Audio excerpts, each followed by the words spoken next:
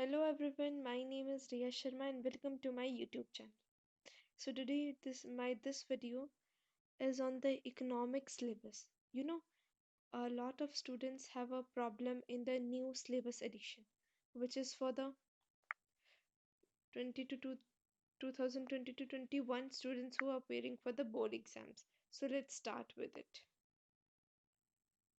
Okay तो theory हमारी 80 marks की है और प्रोजेक्ट 20 मार्क्स का। ये हम सबको ही पता है, कंफ्यूजन की कोई बात ही नहीं है। अगर हम बात करते हैं अपनी इंट्रोडक्टरी मैक्रो इकोनॉमिक्स की।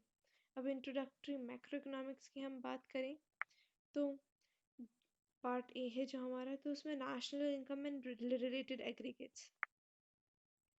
तो जो नेशनल इनकम, अब हमारे चैप्टर्स रिप्लेस हो गए हैं नेम के साथ।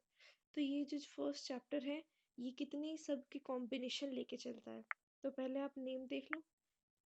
यहाँ पे है हमारा ये सारे national income and related aggregates, money and banking, determination of income, employment, government budget and balance of payment और national income and related aggregates. ये हमारा इसका मैटर है। ओके, ये तो ये सब चीज़ें भी इतनी इम्पोर्टेंट नहीं है जाननी। ठीक है, अब हम चलते हैं अपनी इकोनॉमिक डेवलपमेंट पर। तो उसमें हमें बताया गया है क्या,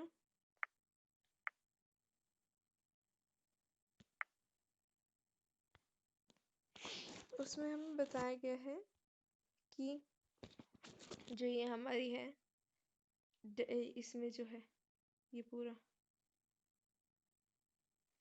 क्या है, ये पूरा जो है हमारा development of experience in economic reforms, ये वाला। इसमें हमारे शुरू के सारे ही चैप्टर मान लो इंक्लूड है, इसमें है ही सेकेंड एंड थर्ड। तो ये सारा सिलेबस है इसमें। ठीक है, ओके। ये 40 मार्क्स का हमारी माइक्रो 40 मार्क्स की, और इन दोनों को मिलाकर हमारा सारा बन गया सब 80 मार्क्स का। ठीक है, तो अब हम स्टार्ट करते हैं इससे। तो पहला हमारा आ जाता है part A, introductory macro economics. तब हम इसमें अगर बात करें तो पहला है हमारा national income and related aggregates. So what it includes, it includes what is macroeconomics, okay, basic concepts in macroeconomics, okay। आपने पढ़े होंगे कौन कौन से हैं basic concepts, consumption goods, capital goods, final goods, intermediate goods, stock and capital, ये है gross investment and depreciation. मैं अभी इन इकोनॉमिक्स के चैप्टर की भी सीरीज बनाऊंगी इस वीडियो के बाद। ओके, आप मेरी ज्योग्राफी की, पॉल साइंस की भी देख सकते हैं।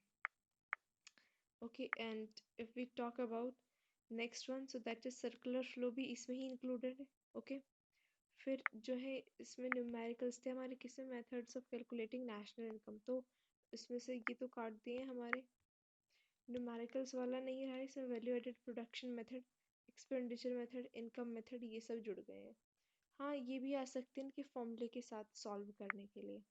ठीक है, अब हम अपने नेक्स्ट पे चलते हैं। तो हमारा नेक्स्ट वन है aggregate related to national income. जो एग्रीगेट डिमांड था वो भी इसमें ऐड अप हो गया है। ठीक है, तो इसमें क्या है, gross national product, GDP, national ये है, क्या है, gross national product, GNP, net national product.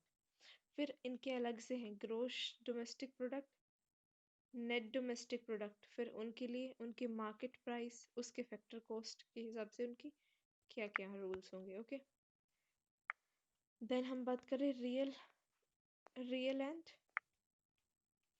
Sorry by mistake हो गया ये। हाँ, हम इसमें बात करें रियल एंड नॉमिकल जीडीपी जो है। फिर हमारा एक लास्ट बचता है वो है जीडीपी एंड वेलफेयर। तो ये सब आपको मिल जाएगा इसमें। सिर्फ रोल न्यूमेरिकल्स किस किस का है, gross national product, NEP, NNP, gross domestic product, net domestic product. ये सारा मतलब ये सारा समझ लो आप, इसका फॉर्मूले पे ही बेस्ड है। ठीक है, हम अपने नेक्स्ट चैप्टर पे चलते हैं, मनी एंड बैंकिंग में।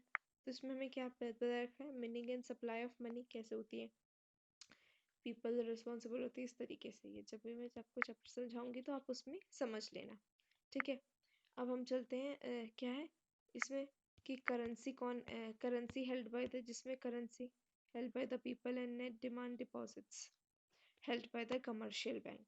मनी का मीनिंग एंड सप्लाई तो यहाँ पे हो गया, है ना। जो मीनिंग एंड सप्लाई कैसे, जो कि करेंसी पीपल हेल्ड करते हैं plus commercial bank as a way of demand deposit, DD in short form VC, ठीक है। तो इसमें हमारा पहला इंपॉर्टेंट टॉपिक आता है money creation by the commercial bank. Primary कैसे था, primary plus secondary is equals to demand deposit कहलाता है, ठीक है, आपने पढ़ा भी होगा ये, ठीक है। तो क्या सेंट्रल बैंक और उसके फंक्शंस हमें लर्न करने, okay. Then bank of issue, मतलब ये उसके फंक्शन दे रखे, government banker and banker control, तो ये सब हमें पढ़ना है इसमें, okay. Let's move to our third one, that is determination of income and employment. So इसमें हमारा आता है पहले एग्रीगेट डिमांड और उसके components, sorry by mistake it happened, aggregate demand and its component. इसमें फर्स्ट वाला जो हमारा सबसे इम्पोर्टेंट है वो है prosperity to consume, prosperity to save, average और मार्जिनल, ओके। देन इसमें ही हमारा शॉर्ट रन इक्विलिब्रियम वाला आउटपुट चैप्टर इंक्लूडेड है और उसके मल्टीप्लर इन्वेस्टमेंट क्या है, उसके मैकेनिज्म।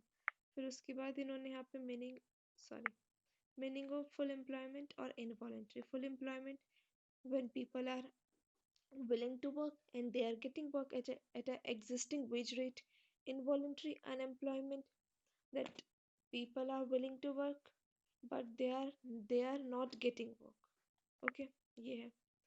then हम चलते हैं what are the problems of excessive demand, ठीक है, deficit demand, फिर इसको करेक्ट करने की क्या क्या measures हैं, फिर changes in government spending, taxes, money supply, bank repo rate, ये सब जो कि बैंकिंग में कट गया था बट इसमें आ रहा है, ये मैं इसको हाईलाइट कर देती हूँ।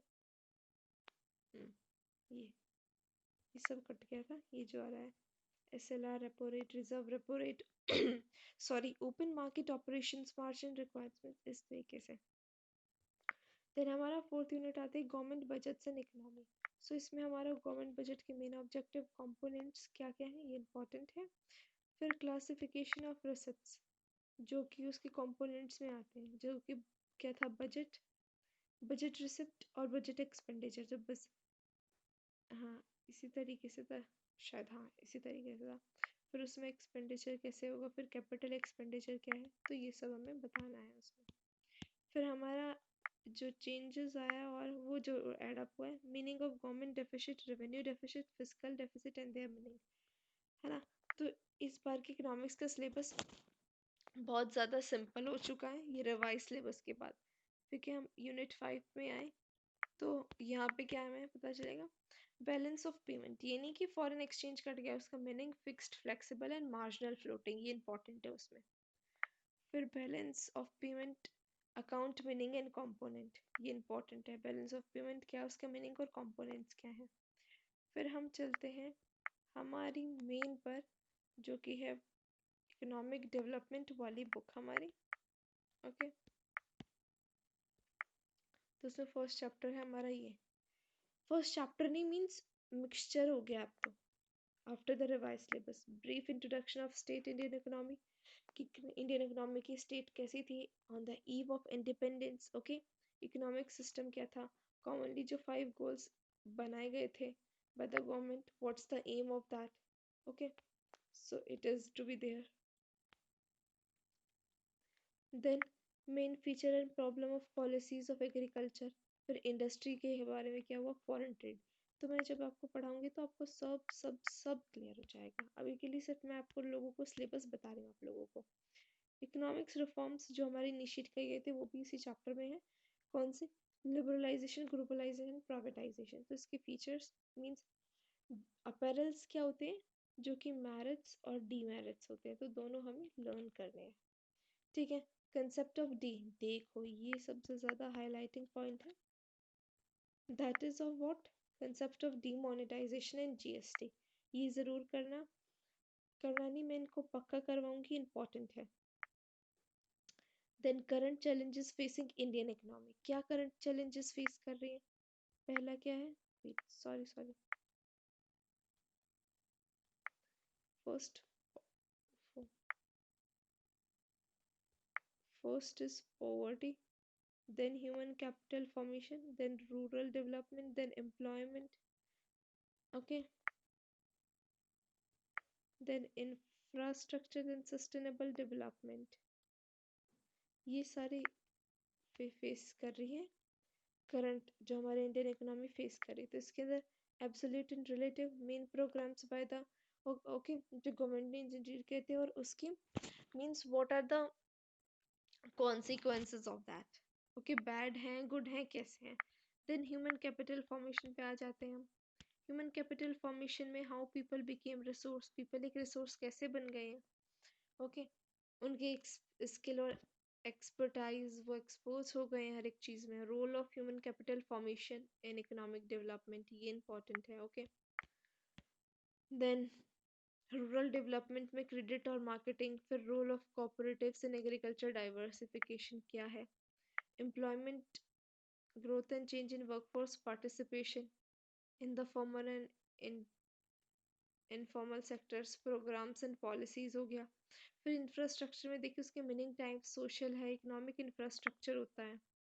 फिर केस स्टडीज भी आ सकती है उसमें से। फिर हेल्थ प्रॉब्लम्स, ओके उसके क्या कॉन्सिक्वेंसेज हुए, ठीक है। सस्टेनेबल डेवलपमेंट का मीनिंग इफेक्ट्स ऑफ, तो सस्टेनेबल डेवलपमेंट मीनिंग उसके इफेक्ट्स पड़ क्या रहे हैं एनवायरनमेंट डेवलपमेंट पे, रिसोर्स एंड एनवायरनमेंट पे, इंक्लूड ग्लोबल वार्मिंग भी, ओके। फिर हम आप आते हैं अपने दूसरे 8th यूनिट पर, that is developmental experience of India. India का डेवलपमेंट एक्सपीरियंस क्या रहा, और ये लास्ट चैप्टर है जिसमें हमने कंपैरिजन किया है किसके बारे में, अब उन पहले तो था हमारे तीनों के बारे में, बट अब थोड़ा सा इंडिया और पाकिस्तान, इंडिया और चाइना, इस तरीके से हमें बताना है। और किन किन इश्यूज पे वो इन्होंने गिवन कर रखे हैं, यहाँ पे गिवन है economic development, population, sectoral development and other human development indicators. मेरे नोट्स आपको इंस्टाग्राम पे मिल जाएंगे। सिर्फ इतना ही था आज की वीडियो के लिए, मैंने आपको सारा सिलेबस इकोनॉमिक्स का जो भी है सब बता दिया है, ओके। प्लीज़ इसको शेयर करें ताकि ये इन्फॉर्मेशन और बच्चों तक भी पहुंचे, ओके। Thank you.